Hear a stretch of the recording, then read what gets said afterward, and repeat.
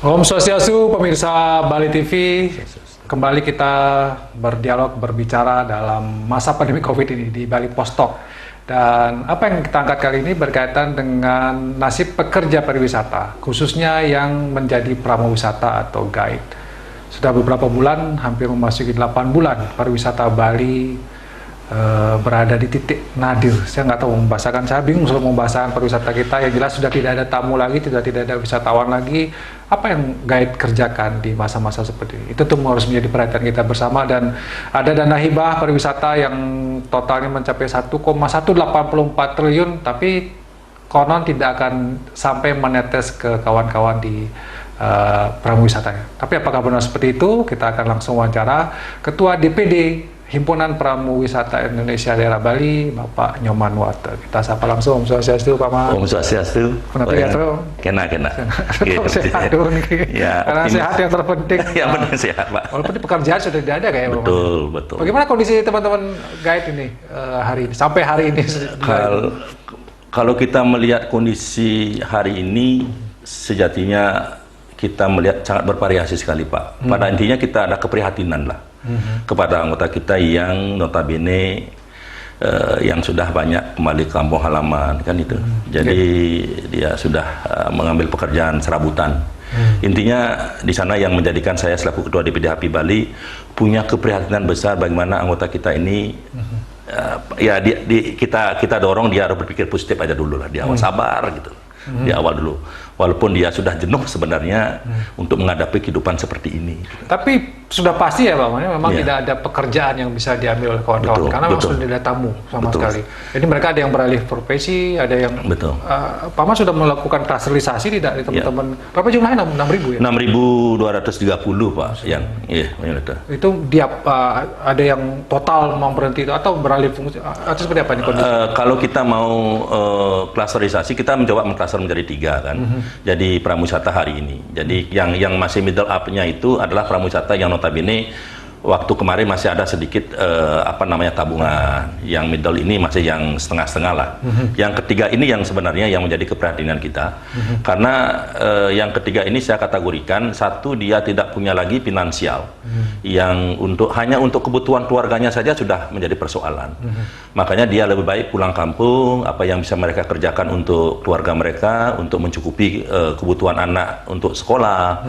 Nah, itu yang saya lihat hari ini. Makanya DPD HPI Bali kan harus terus mengusahakan segala cara bagaimana anggota kita bisa kita terbantu lah dalam kondisi seperti ini. Makanya saya selaku Ketua DPD HPI Bali hari ini, Pak Yan biar tahu, saya harus bersabar sebetul, tidak boleh marah dengan anggota, Pak. Betul. Karena pagi-pagi datang ke sini ada yang marah begitu. Makanya itulah yang menjadi satu pembelajaran buat yang sekarang menjadi Ketua DPD HPI Bali. Nah, itu. Baik, ada yang marah-marah ke sini anggota. Banyak. Alasannya marah apa? Pertama, kemudian ini apa kerjanya pengurus HPI? Pasti gitu. Yang pertama begini, kita kan hampir 3 kali mengirim proposal ke pemerintah kaitan dengan BLT, Pak. BLT, ya. Artinya perbincangan teman-teman di bawah seakan-akan bahwa BLT itu sudah dinikmati oleh pengurus. Pengurus ini tidak becus kerja, kan itu. Artinya bahwa seakan-akan pengurus kita ini sudah luar biasa melayani anggota, tapi stigma negatif itu kan muncul. Wajar, Pak, wajar. Saya tidak kecurigaan. Dikirain, dikatakan nggak becus bekerja, uangnya mau dimakan sendiri atau banyak hal lah, Pak. Makanya sekali lagi saya sudah wanti-wanti kepada pengurus tidak boleh marah. Istilahnya sekarang kita ini sebagai ketua sama pengurus meditasi nih, Pak.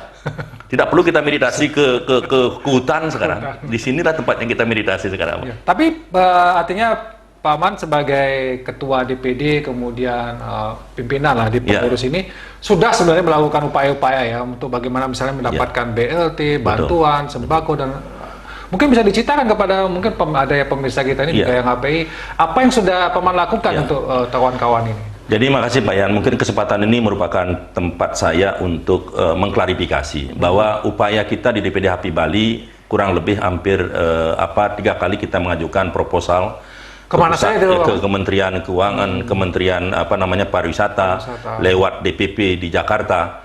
Itu sudah kita lalui, tapi sampai hari ini faktanya nihil. Yang kedua adalah ketika pramuwisata ini dianggap sebagai pekerja informal. Nah, Pak Wagub menyarankan DPD HPI Bali menghadap ke pihak Dinas Koperasi.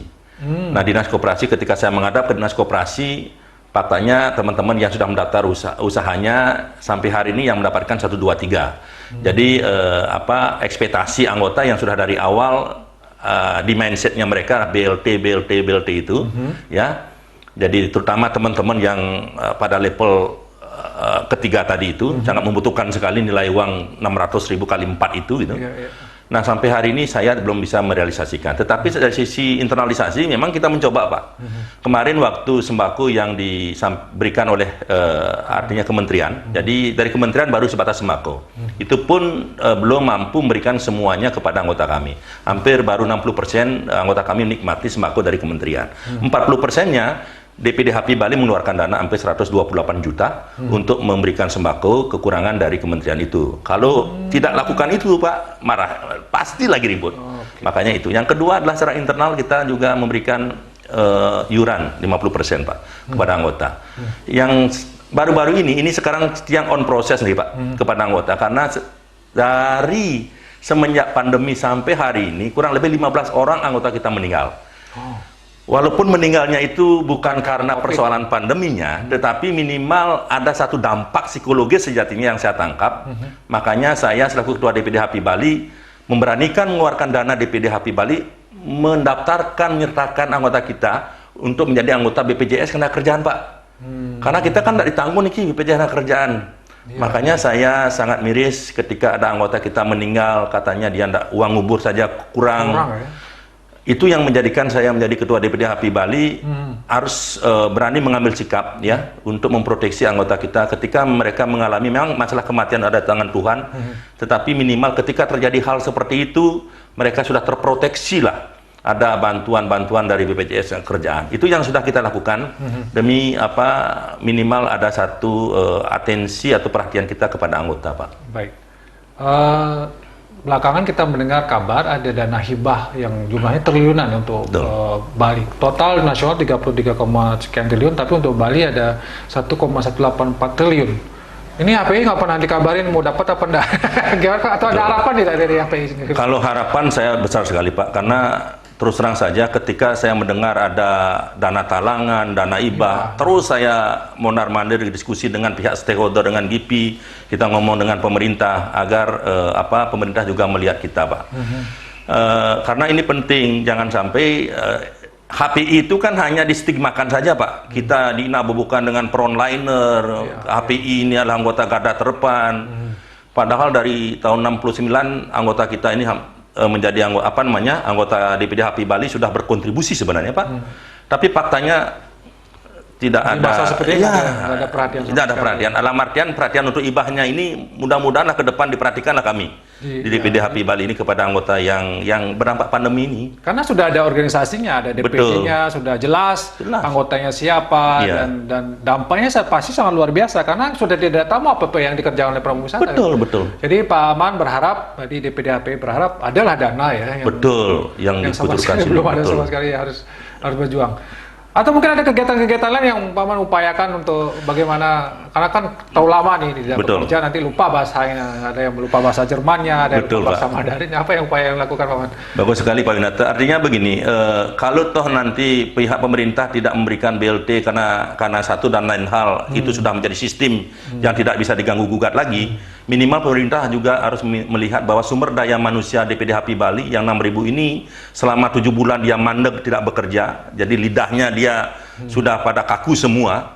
Kita mohon ya, jadi kepada pemerintah agar ada satu pola upgrading untuk meningkatkan pengetahuan. Untung hari ini kita bekerja sama dengan akan bekerjasama dengan pihak Kadispada Kota, Pak. Jadi kota sudah mulai jemput bola dengan kita, luar biasa, terima kasih. Dan nantinya juga saya yakin pemerintah provinsi dan kabupaten-kabupaten yang lain juga akan melakukan itu. Ini yang paling penting adalah kegiatan itu memberikan uang transportasi ya, yang cukup lah buat anggota kita yang hadir ya. Kalau sekarang hanya upgrading tanpa uang transportasi, saya pun akan sulit menghadirkan anggota, Pak. Jadi bukan berarti anggota HPI ini hanya uang-uang saya, bukan, karena memang betul-betul membutuhkan. Betul. Jadi hari ini adalah perutnya anggota DPD HPI Bali lagi bermasalah. Masalahnya maka uang itu menjadi salah satu variabel utama. Mau tidak mau. Ya, mau tidak mau seperti itu, Pak. Jadi sebenarnya sebuah pemikiran yang cukup ini semacam terobosan sebenarnya Pak Maya. Jadi kalau misalnya ada pelatihan, karena kalau misalnya dengan sisi formalitas hukum agak susah memberikan BLT ya, karena mungkin tidak ada payung hukum yang segala macam. Tapi dengan melakukan upgrading yang dilakukan oleh Dinas Pariwisata misalnya, melatih kembali bahasa, melatih kembali, tapi di sana ada uang transportnya, itu akan sangat membantu. Mungkin ke Dinas Pariwisata Provinsi Bali sudah ada upaya misalnya untuk pembicaraan. Kalau Provinsi Bali kita diskusinya sangat intens, Pak. Jadi Pak Putu Astawa Nike dengan DPD HPI Bali luar biasa melihat kitanya karena kembali kepada persoalan sistem, Pak. Sistem yang mengatakan bahwa peluangnya kecil untuk mendapatkan itu. Yang kedua adalah ketika dia membuat pola upgrading, jadi karena dia kan ingin membantu sama dengan Denpasar memberikan 300 kehadiran, karena dari sistem dia hanya bisa mampu 50.000. Artinya tiang pun akan menyelenggarakan itu agak sulit juga gitu.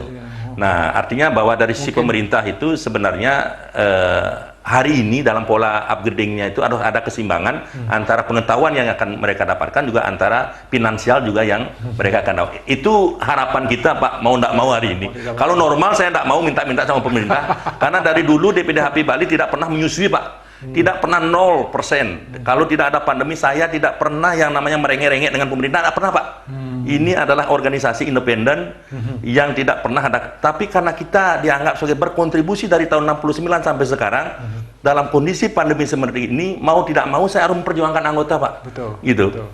Jujur saya bukan tipe DPD HPI Bali, tipe yang apa namanya suka minta-minta, enggak. Uang, ya. Jadi ini kondisi yang menjadikan saya mau tidak mau saya harus ngomong dengan pemerintah. Ya, karena harapan satu-satunya sekarang ini ya pemerintah. Betul, pemerintah. Karena kita juga belum tahu nih pandemi COVID akan kapan berakhirnya, betul, Pak ya. Betul. Dan tamu asing juga misalnya belum tahu kapan akan datang. Betul. Jadi mungkin ya kita paham ya masa kondisi. Yeah. Tapi mungkin ada harapan yang mungkin tegas lagi Pak Man yang disampaikan kepada masyarakat, kepada kawan-kawan HPI juga, kepada pemerintah. Gimana nih ke depannya nasib dari para pramu wisata ini? Jadi saya selaku Ketua DPD HPI Bali sekali lagi terutamanya dulu kepada anggota kami yang di lapangan bersabar, berpikir positif dan optimis. Saya yakin pandemi COVID-19 ini akan cepat berlalu, ya.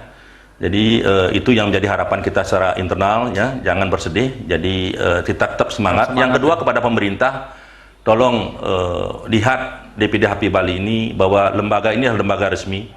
Lembaga yang secara hukum ya sudah diakui secara formalitas, legal formalnya sudah diakui. Mohon diperhatikan DPD HPI Bali ya ketika ada persoalan-persoalan seperti ini agar hubungan yang sudah baik kita lakukan dengan pemerintah biar terjaga bagus gitu.